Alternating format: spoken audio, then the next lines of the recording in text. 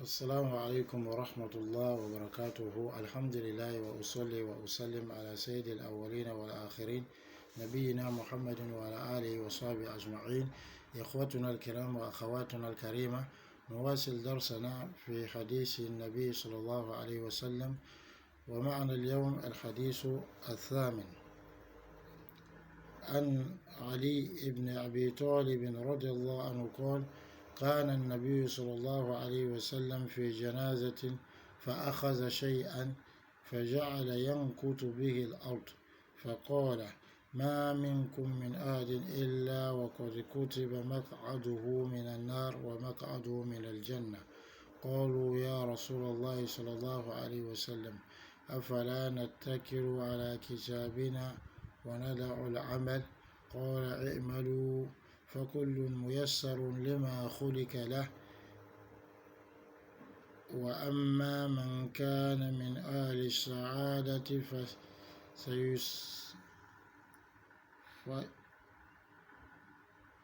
فييسر لعمل أهل السعادة، وأما من كان من أهل الشقاء فييسر لعمل أهل الشقاوة. ثم قرأ: وأما من أعطى واتقى وصدق بالحسنى فسنيسره لليسرى. سورة الليل، آية 5 إلى 7، متفق عليه. عن علي رضي الله عنه قال: كان النبي صلى الله عليه وسلم في جنازة فأخذ شيئا فجعل ينكت به الأرض، فقال: ما منكم من أحد إلا وقد كتب مقعده من النار ومقعده من الجنة. قالوا: يا رسول الله صلى الله عليه وسلم، أفلا نتكل على كتابنا وندع العمل؟ قال: اعملوا فكل ميسر لما خلق له، أما من كان من أهل السعادة فييسر لعمل أهل السعادة، وأما من كان من أهل الشقاء فييسر لعمل أهل الشقاوة. ثم قرأ: فأما من أعطى واتقى وصدق بالحسنى فسنيسره لليسرى، متفق عليه.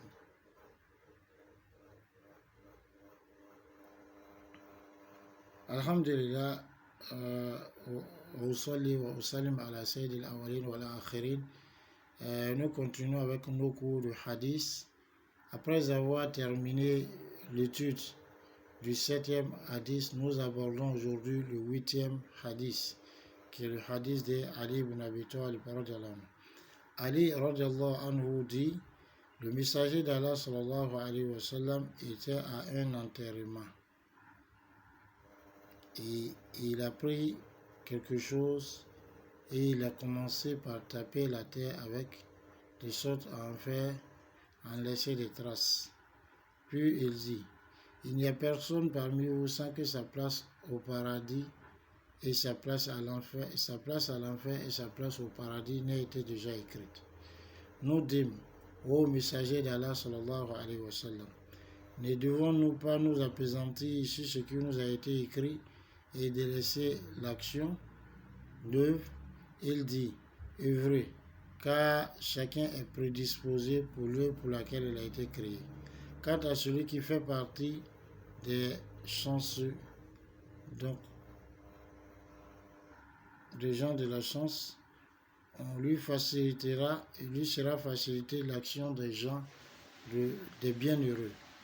Quant à celui qui fait partie des malheureux, il lui sera facilité les actions des gens de la malchance. Ensuite, il a lu: quant à celui qui donne et qui craint et qui a rendu véridique la plus belle récompense, alors à celui-là, nous faciliterons la facilité. Donc le hadith 8, c'est le hadith de Ali radiallahu anhu qui dit: nous étions à un enterrement avec le messager d'Allah sallallahu alayhi wa sallam. Il a pris quelque chose et il a commencé à taper la terre avec des cordes de 7, à laisser une trace dessus.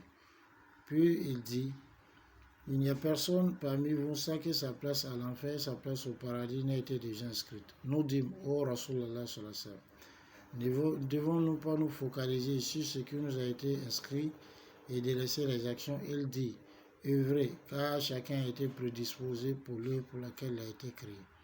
Quant à celui qui fait partie des bienheureux, des chanceux, alors celui-là, il lui sera facilité l'action des bienheureux. Quant à celui qui fait partie des malheureux, il lui sera facilité les actions des gens du malheur. Ensuite, il récita, quant à celui qui donne et craint Allah et qui rend véridique la plus belle récompense, alors à celui-là, nous faciliterons une facilitation. L'hadith il est unanimement reconnu authentique. Ali radiallahu anhu dit, nous étions le prophète sallallahu alayhi wa sallam était un enterrement et il a pris quelque chose, il a commencé à taper la terre avec de sorte à en faire laisser des traces dessus. Puis il dit, il n'y a personne parmi vous sans que sa place en enfer ou au paradis n'ait été déjà inscrite. Nous dîmes, ô messager d'Allah, sallallahu alayhi wa sallam, ne devons-nous pas nous apaisantir sur ce qui nous a été inscrit et laisser l'action? Il dit, œuvrez, car chacun a été prédisposé pour l'œuvre pour laquelle il a été créé. Quant à celui qui fait partie des bienheureux, alors celui-là, il lui sera facilité les actions des gens du bonheur. Quant à celui qui fait partie des malheureux, alors il lui sera facilité les actions des gens du malheur. Ensuite, il a lu, quant à celui qui donne et qui craint donc Allah subhanahu wa ta'ala et qui rend véridique la plus belle récompense, alors à celui-là, nous faciliterons d'une facilitation. L'hadith est unanimement reconnu authentique.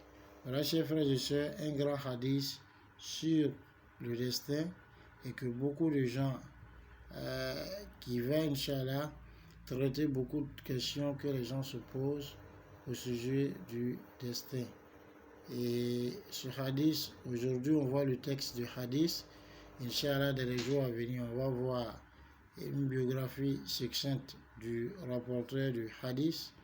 Ensuite, voir le sens des différents des mots-clés du hadith, le sens général du hadith et les joyaux et les sons à tirer du hadith.